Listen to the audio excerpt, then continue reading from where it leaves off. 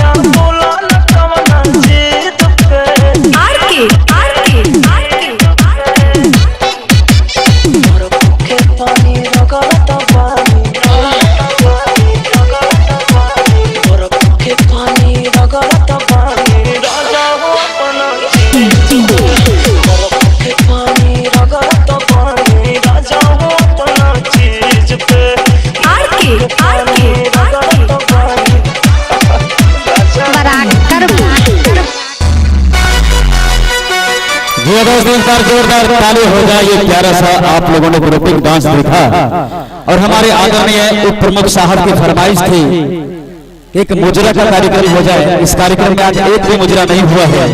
अगर मुजरा दिखा दिया जाए तो थोड़ा टेस्ट बदल जाएगा, स्वाद बदल जाएगा।